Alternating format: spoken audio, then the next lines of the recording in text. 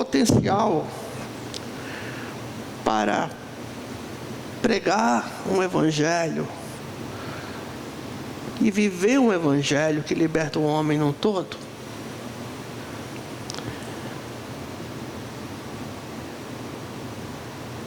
E para isso, conhecer as Escrituras, aprofundar-se nas Escrituras, e a partir das Escrituras, aprofundar-se nas várias temáticas que a sociedade carece. Isso seria uma contribuição muito grande para o nosso país. Há muita gente precisando de libertação.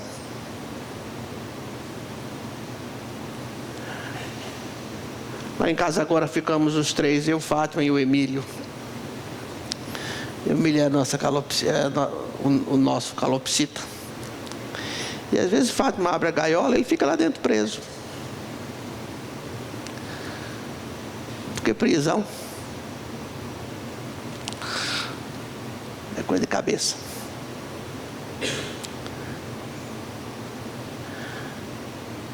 O educador Paulo Freire diz que ninguém liberta ninguém. A libertação é um ato coletivo. É um ato de construção do dia a dia. É uma tomada de consciência. É uma vida de comunhão. Ele diz que os homens se libertam em comunhão. Na medida que vamos tomando consciência do próprio Evangelho, na medida que vamos tomando consciência da própria Escritura, por que é que textos escritos, como o texto que eu vou partilhar hoje com os irmãos, tem mais de 3.000 anos, por que é que ele encontra lugar na reflexão, né? E precisamos entender que é nesse contexto coletivo, e você percebe como Deus é sábio, como Jesus é sábio, quando ele fala da ideia de corpo. Nós existimos num contexto coletivo. É nesse contexto coletivo que somos construídos cada dia, e vamos sendo construídos a cada dia. E eu me lembro desse meu velho tio e meu avô, por sinal, que ele dizia, ele já morreu com 104 anos, ele dizia: olha, enquanto Deus me der vida, eu quero aprender. Nunca se para de aprender. Nunca se para. Boff tem um livro, ele faz a autora daqui faz uma citação, que eu achei interessante, que recusamos-nos a ser somente galinhas. Queremos ser também águias que ganham altura e que projetam visões para além do galinheiro. Eu me recuso. Por que é que não se ensina a Bíblia em certos ambientes evangélicos? Porque se ensinar a Bíblia, vai haver libertação.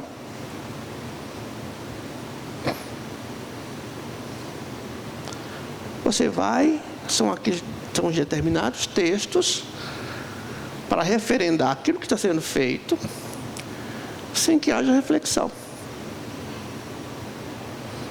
Então, de certa forma, eu mantenho as galinhas sempre no galinheiro. E elas não percebem que a porta está aberta. E o teólogo disse: eu me recuso a ser somente galinha. Eu também quero ser águia, porque eu quero ter visão além disso. Eu tenho trabalhado muito na questão de que a teologia precisa sair das quatro paredes.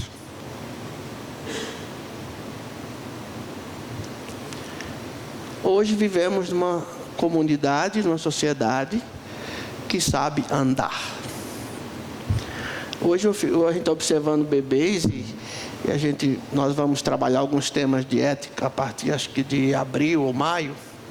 em um deles a inclusão educacional, a gente se tocar, e depois a inclusão, uma série de temas aí que precisamos abordar, como morte assistida, a questão de gênero, essas coisas precisamos estudar, precisamos ver biblicamente a posição disso para saber como opinar na sociedade.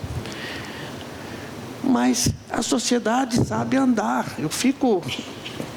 Parece que elas já nascem, as crianças nascem com 3 meses, já observaram? Que lida com os bebês, né? Antigamente parece que as crianças até juntavam como se fosse teia de aranha nas mãos, assim que via com a mão fechada, o banho era problemático. Eu acho que eu talvez explique algumas coisas do meu comportamento.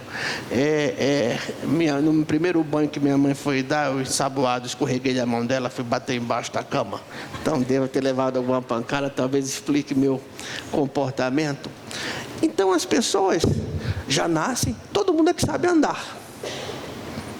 Todos nós sabemos andar. A grande questão é que não consideramos as estradas.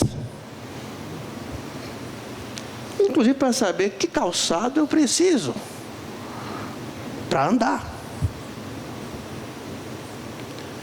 Eu quero andar.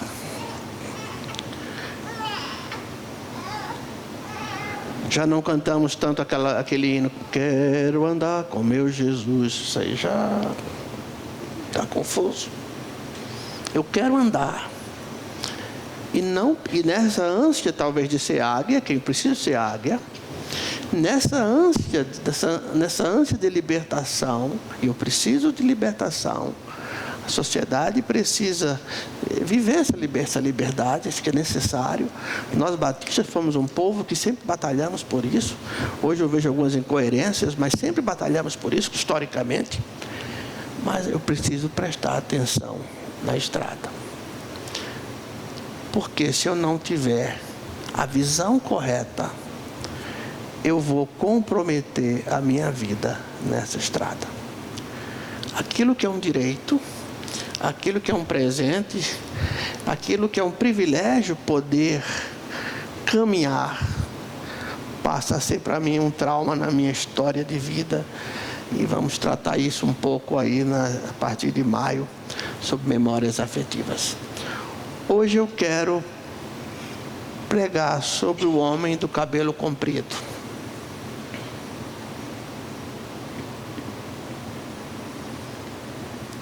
O homem cuja força estava no cabelo. Quero refletir um pouquinho, tentar trazer o que é a experiência de Sansão. O que é a experiência de Sansão pode me ensinar aos 58 anos? Porque às vezes nós temos a ideia que só os jovens estão sujeitos a terem problemas. Isso é engano.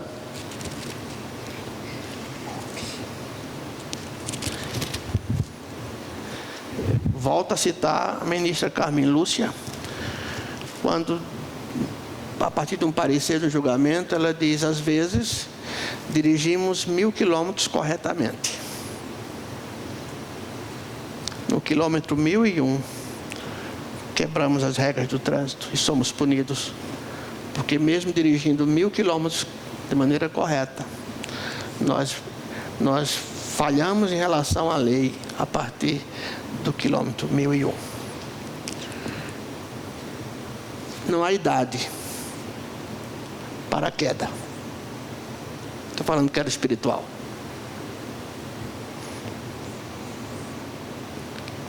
Não há idade. Porque até a frieza espiritual significa uma queda. Até a indiferença com as coisas do espírito. Até ser ranzinza demais pode indicar uma queda do espírito. Esse texto foi escrito, os irmãos podem abrir a sua Bíblia, a partir do capítulo 13 de Juízes.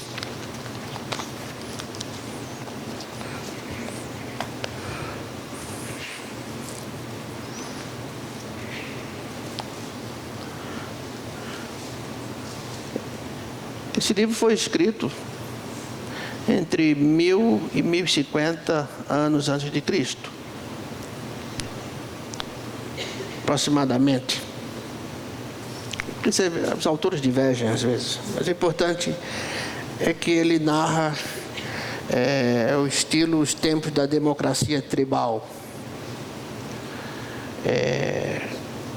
E a finalidade dos juízes foi exatamente combater a idolatria, e era por conta da idolatria que o povo de Deus entrava com uma série de problemas, passavam a ser oprimidos, porque a idolatria oprime, a idolatria escraviza. E quando eu estou falando de idolatria, não estou falando da questão a ídolos apenas, estou falando daquilo que você coloca no lugar de Deus.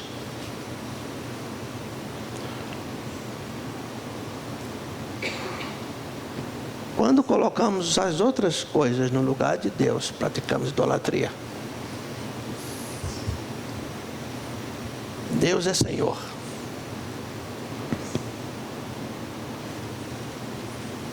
Deus somente é Deus.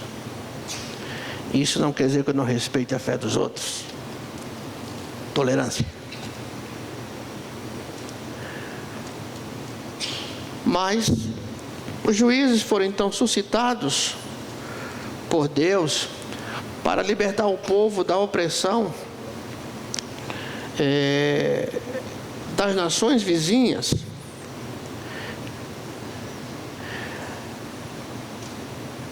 E o propósito era então resgatar o povo de Israel dos inimigos e restabelecer a obediência à lei. Nós temos uma séria dificuldade com o verbo obedecer.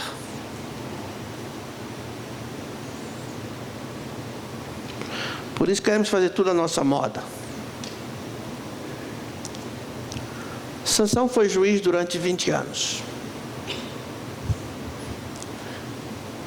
Sansão, se você olhar o capítulo 13, você vai ver que ele foi dado como bênção, como resposta de oração, ele foi escolhido. O fato de sermos separados por Deus, ou escolhidos por Deus,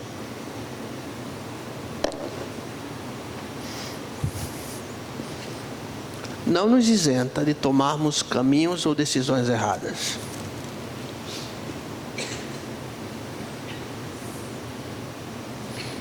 O fato de sermos aqui especificamente escolhidos por Deus, separado por Deus, ele tornou-se nazireu, como consequência disso,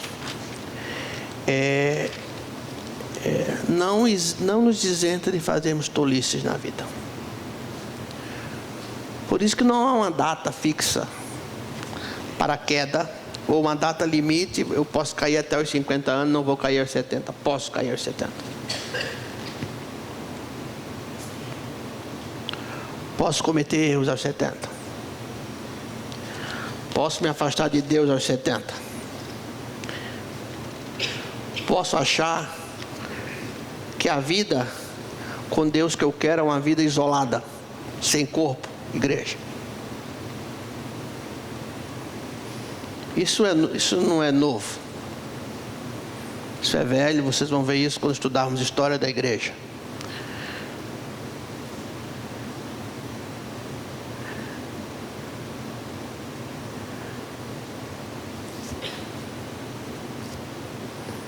Então o fato de sermos salvos, separados, santos, que a Bíblia diz que somos santos, não significa necessariamente que estamos isentos das decisões erradas da vida.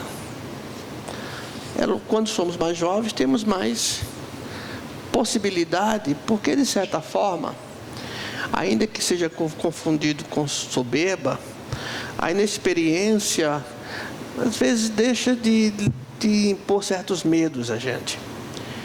Quando a gente vai ficando mais velho, a experiência gera uma certa arrogância. E cada vez que nos tornamos arrogantes, somos potencialmente mais dados às fragilidades. Então, eu estou em pé pela graça de Deus. E todos os dias eu peço a Deus, me deixe morrer com dignidade. Me deixe morrer com dignidade. Não permita que eu envergonhe o teu nome, a minha família, a minha descendência, os meus antecedentes, a minha igreja, que é a tua igreja. Peço isso a Deus todo dia. Porque quanto mais eu vivo, e quanto mais conhecimento adquiro, mais consciência eu tenho da minha finitude.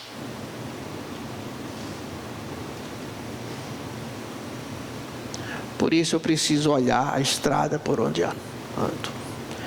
Irmãos, a questão de Sansão é tão séria.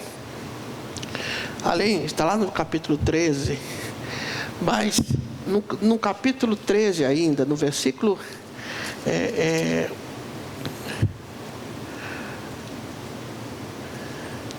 no capítulo 13, vai ser narrado o fato que os pais perguntaram ao anjo, de certa forma, o que devia fazer, como criar. Todos nós perguntamos a Deus como devemos criar os nossos filhos. Eu creio que a gente pergunta. Ninguém cria um filho para envergonhar.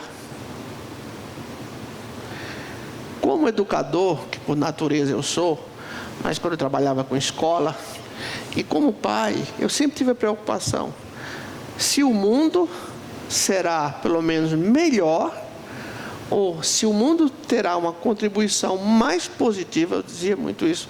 Um aluno passa conosco às vezes 14 anos. Que ser humano este mundo vai receber depois de passar 14 anos nessa escola? Nós criamos um filho para a vida, durante 20, 30, ou alguns continuam criando. E eu creio que a preocupação que os pais de Sansão tinham, nós temos. O que fazer? Como orientar? Como educar? De que forma o mundo será melhor a partir dos meus filhos? Porque eu não vivo apostando no caos para a volta de Cristo. Jesus vai voltar no tempo que Deus sabe o tempo. E tem um estudo muito interessante sobre a história da escatologia, que responde a muitas perguntas, e aqueles que apostam num caos para que Jesus volte logo. Assim se pensava quando todo mundo ouvisse o Evangelho a partir da internet, a partir da televisão, tudo isso é resolvido, as questões. Essa foi a preocupação. Acontece, está lá no capítulo 14 e 15, nós vamos ser um pouco avançando na história, que Sansão fez uma opção na escolha quanto ao seu casamento.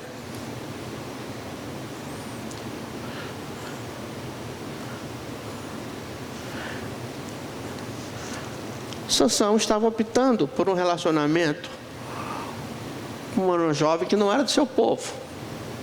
Isso era algo muito forte naquela época.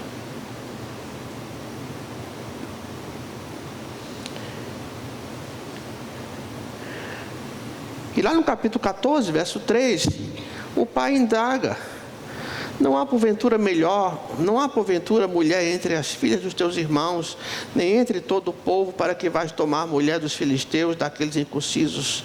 Disse, porém, Sansão a seu pai: toma esta para mim, porque ela muito me agrada. Assim foi feito.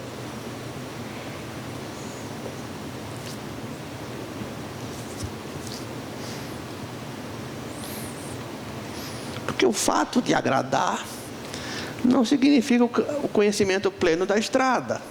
Nós só vamos sabendo a estrada à medida que vamos caminhando. Por isso, usando a expressão freiriana, nós somos construídos a cada dia. De certa forma, cada dia eu me torno diferente de ontem. A cada dia eu vou tendo uma experiência nova. Foi feita a festa, está lá no capítulo 14, 15, você vai enfrentando isso aqui, não é? E Sansão era um homem marcado pela força. Aliás, acho que ontem o SBT exibiu esse filme. Eu estava vendo um pedaço. Marcado pela força. A força de Sansão. Não era fácil o cara teimar com Sansão, não. Porque ele tinha força. Ele era marcado pela força. Foi enganado pelo sogro. O cara que mentira é muito esperto termina sendo enganado. A estrada mostra isso, né? Ele ficou com raiva, queimou todo, versículo 15, capítulo 15, queimou toda a seara do povo, dos filisteus. Amarraram Sansão, né? Tentaram amarrar. A questão é que a partir do verso 16, a história começa a tomar um rumo diferente.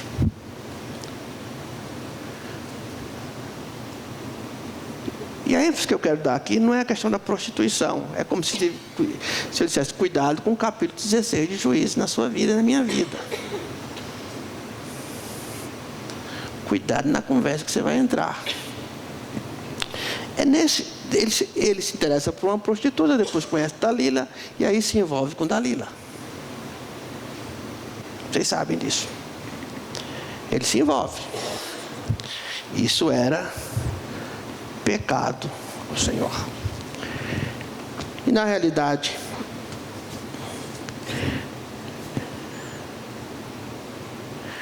diz que depois de ver essa mulher, essa prostituta, esse cara era juiz, escolhido por Deus. Às vezes nos espantamos, como pode, pastor? Fulano fez isso, como pode, o pastor fez isso? A Bíblia não esconde essas coisas. Esse homem era juiz. Viveu como juiz 20 anos. E teve, usando a linguagem lá de uma cidade no Piauí, teve o beco da vergonha na vida dele.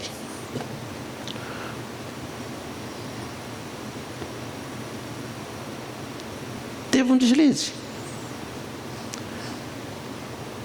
Isso pode acontecer. Quem nos dá segurança para não acontecer é o Senhor. Conforme o Salmo 121. Agora, eu preciso depender de Deus para que meu pé... Por isso eu preciso ter cuidado da minha própria liberdade. A minha liberdade, ela não pode comprometer a minha relação com Deus. Não deve. Poder até pode, não deve. Porque de repente, eu penso que sou livre, mas não sou livre. Eu continuo galinha, usando a linguagem do bofe. Eu penso que sou águia e não sou águia. Porque eu quebrei o privilégio que eu tinha de andar com o Senhor. Eu perdi a minha força. Eu perdi a minha coerência, eu perdi a minha dignidade, eu perdi, de certa forma, a minha autonomia, eu perdi o respeito, eu perdi a honra, eu perdi famílias, posso perder família, por conta do beco da vergonha, do capítulo 16. E aí começa a mudar tudo. E onde eu quero chegar? Ele passa a viver com Dalila.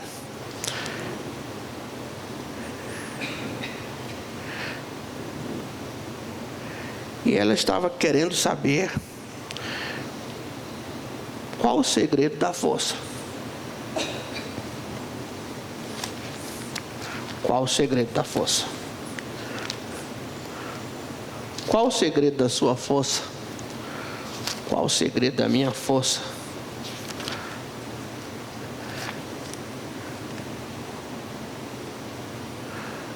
Como diz Paulo aos Efésios, fortalecei-vos no Senhor e na força do seu poder. Minha força é o Senhor. Se eu me afasto dele,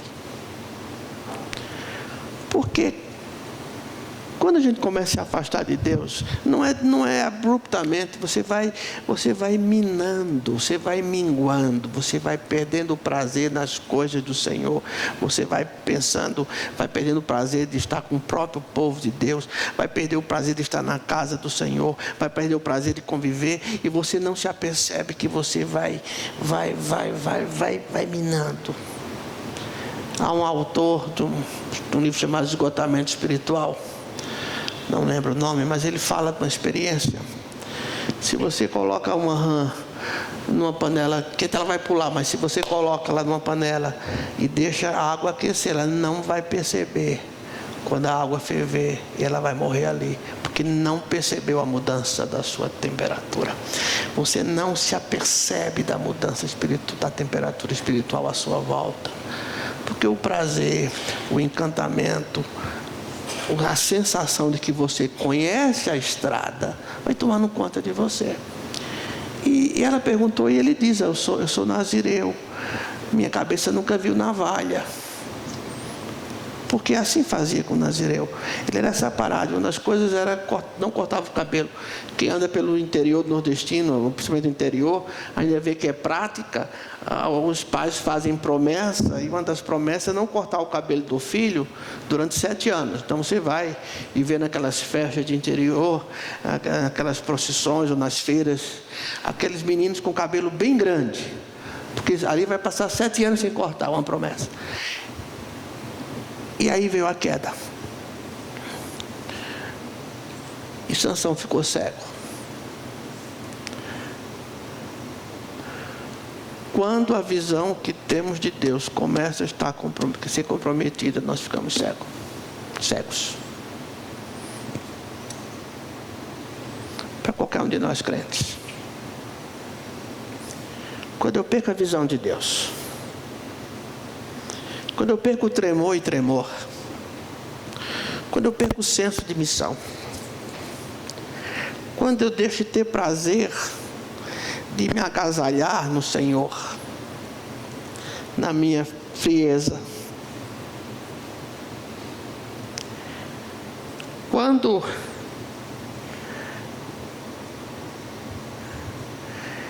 eu abro mão daquilo que é a fonte da minha força. Quando Sansão está lá no capítulo, você pode ler toda essa história,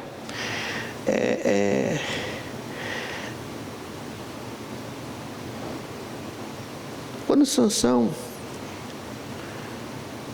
conta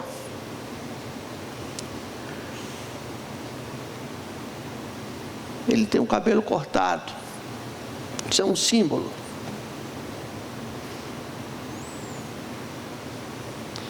O segredo dele era a força. Essa era a força. A força vem de Deus, isso é um símbolo. Simbólico, pelo menos assim. Em que momento cortar o nosso cabelo? Ou em que momento, em que circunstância alguém pode cortar o nosso cabelo?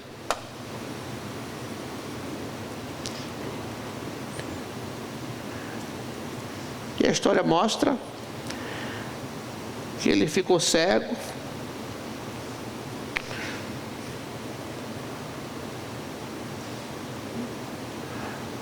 diz lá no versículo 21 do capítulo 16, que então os filisteus pegaram nele, arrancaram-lhe os olhos, e tendo levado para Gaza, amarraram com 2 cadeias de bronze, e giravam o moinho do cárcere.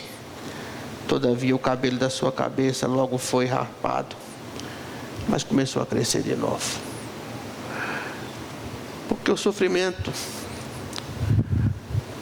nos oferece a possibilidade, nem sempre é assim, de nos voltarmos para Deus.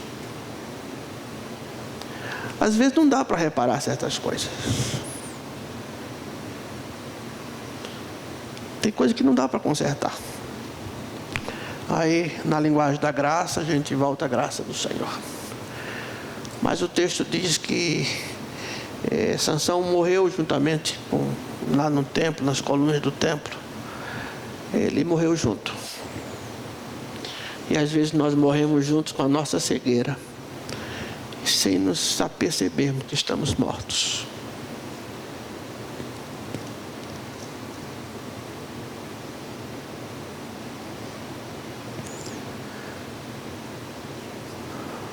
O teólogo, ele tem sabedoria quando diz: não quero ser apenas galinha. Porque dá uma ideia de fragilidade mais fácil. Precisamos atender que somos. Somos.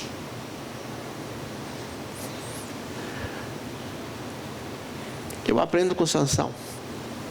Com um texto de mais de 3.000 anos. Porque eu creio que essa palavra é verdade. Eu não creio que seja um mito. Eu creio que seja uma verdade. Que eu não posso negligenciar com aquilo que é o veículo do poder de Deus na minha vida. O que é que me une a Deus?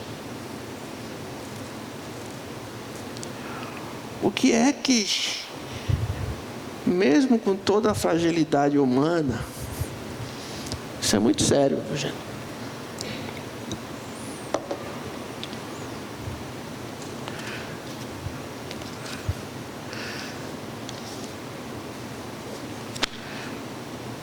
O que é que pode me desviar desse poder?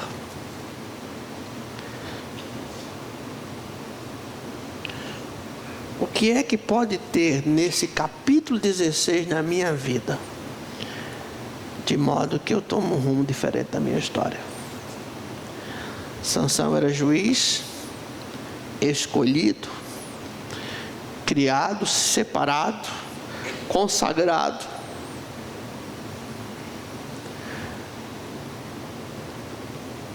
E o texto mostra, vocês podem ler,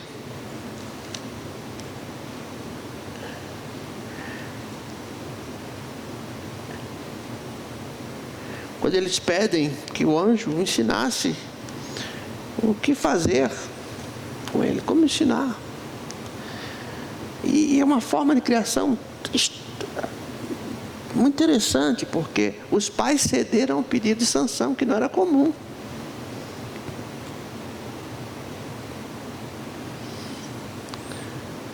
Não era comum.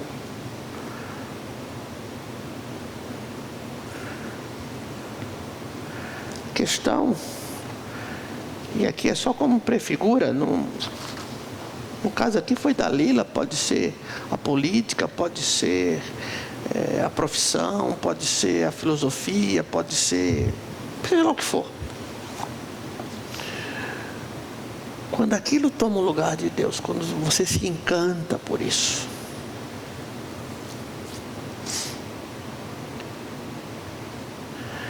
quando aquilo passa a ser a essência da sua vida,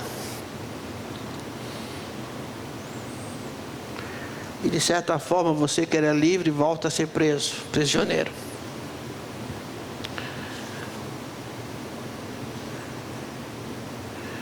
Quando isso acontece,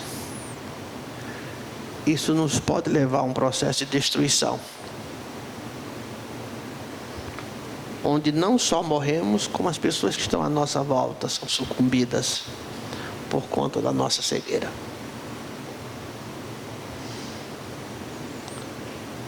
Eu gosto de uma ilustração do pastor Guedes, que foi pastor muitos anos lá na Igreja Batista do Farol, que ele dizia que, a exemplo de um barco, nós podemos transitar em várias águas, mas o barco não pode ficar cheio de água, então ele afunda.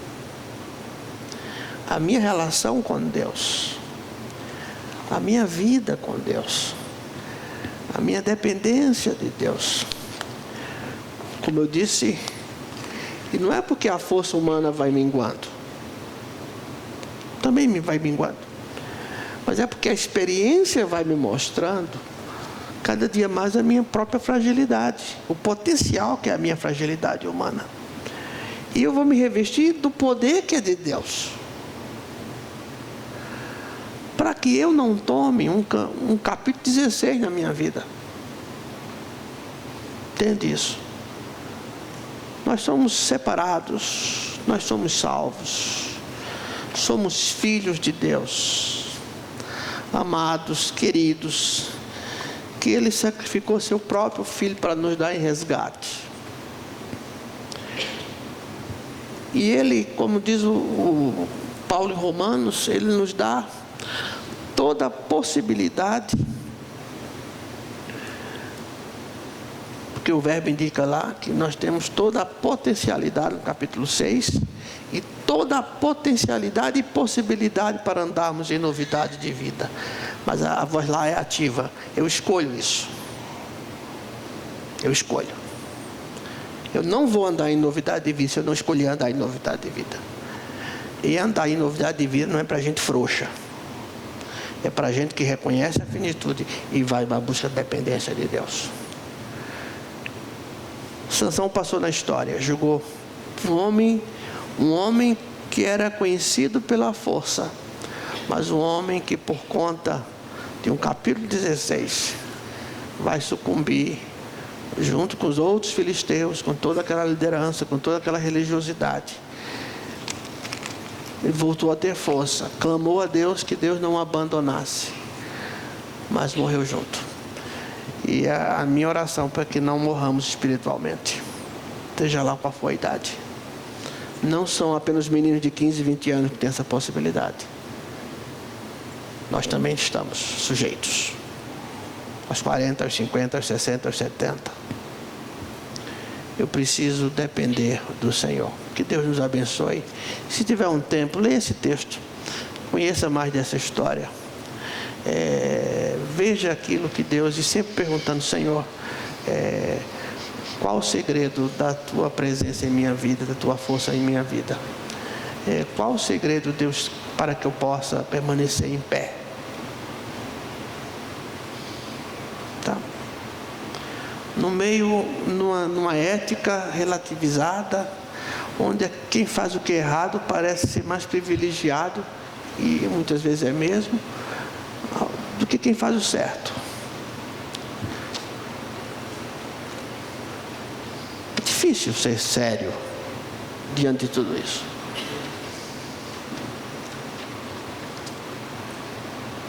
Não somos estimulados a andarmos em retidão.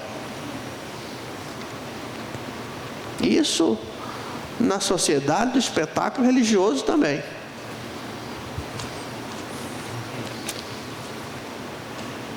Mas o que importa é a nossa relação com o Senhor. Ele é o nosso abalizador, Ele é o nosso crivo. Que Deus nos abençoe.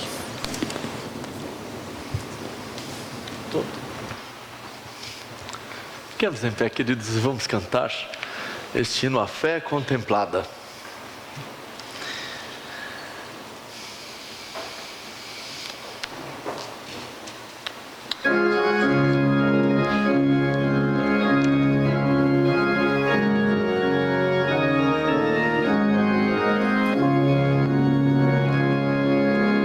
Deus promete grandes coisas a qualquer que peça crendo que há de obter a resposta.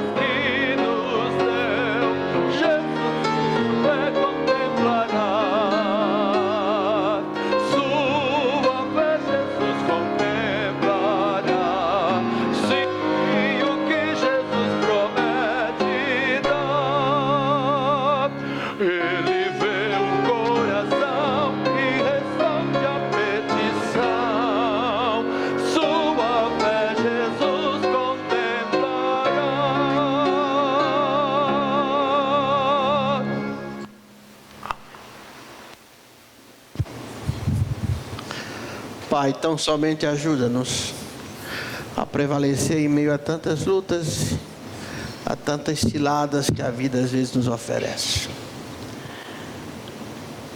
Dá-nos e conserva-nos sempre a visão que precisamos ter, Senhor, a que vem de Ti. E que a graça de nosso Senhor e Salvador Jesus Cristo, o amor de Deus e as consolações do Espírito Santo seja com todo o povo de Deus, agora e para sempre. Amém. Abençoe seu irmão que está ao lado aí, tá? Pelo menos um bom dia para ele, Deus abençoe.